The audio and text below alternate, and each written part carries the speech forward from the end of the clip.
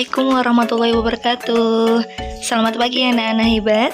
Hari ini kita akan belajar tema 3 subtema 1 materi IPA KD 3.4 tentang rangkaian listrik. Sudah siap belajar untuk hari ini? Anak-anak, coba perhatikan peralatan elektronik yang ada di rumah kalian, seperti lampu, televisi, kemudian kulkas. Semua peralatan elektronik itu menyala karena adanya arus listrik dan rangkaian listrik. Adakah yang tahu rangkaian listrik itu tersusun dari komponen apa saja?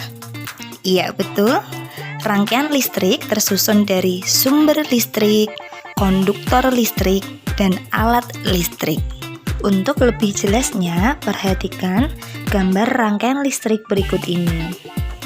Pada gambar terlihat rangkaian listrik terdiri dari baterai, lampu, dan saklar. Bu Lia jelaskan satu persatu. Baterai di sini berfungsi sebagai sumber listrik, sedangkan saklar sebagai alat yang dapat menyambungkan dan memutuskan arus listrik. Sedangkan kabel listrik pada rangkaian listrik berfungsi sebagai konduktor yang mengalirkan arus listrik.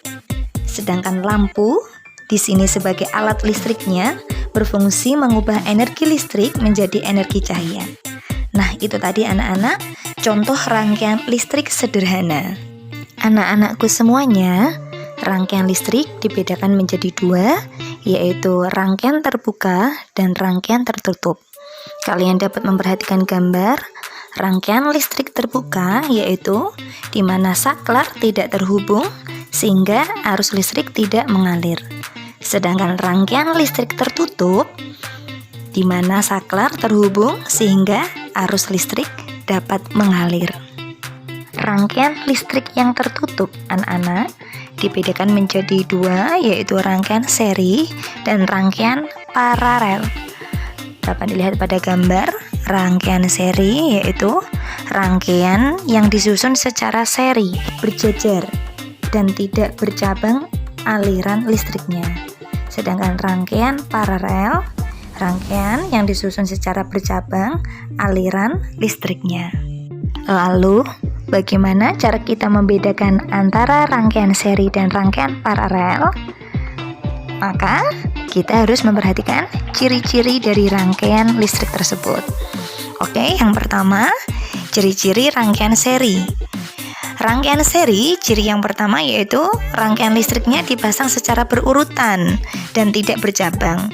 Yang kedua, jika salah satu lampunya padam, maka lampu yang lainnya ikut padam karena aliran listriknya terputus. Sekarang bagaimana ciri-ciri rangkaian listrik paralel? Ciri-ciri rangkaian listrik paralel yang pertama yaitu disusun secara bertingkat atau bersusun. Arus listrik yang mengalir juga berbeda-beda. Yang ketiga, hambatannya kecil. Yang keempat, kabel yang dibutuhkan lebih banyak. Karena arus yang mengalir berbeda-beda, maka ketika ada salah satu lampu yang mati atau padam, maka lampu yang lainnya tidak ikut padam. Itu perbedaan dari rangkaian listrik paralel dengan seri. Untuk tugas kalian di rumah, sebutkan penggunaan rangkaian seri dan rangkaian paralel dalam kehidupan sehari-hari. Masing-masing satu saja. Selamat mengerjakan tugas anak-anak.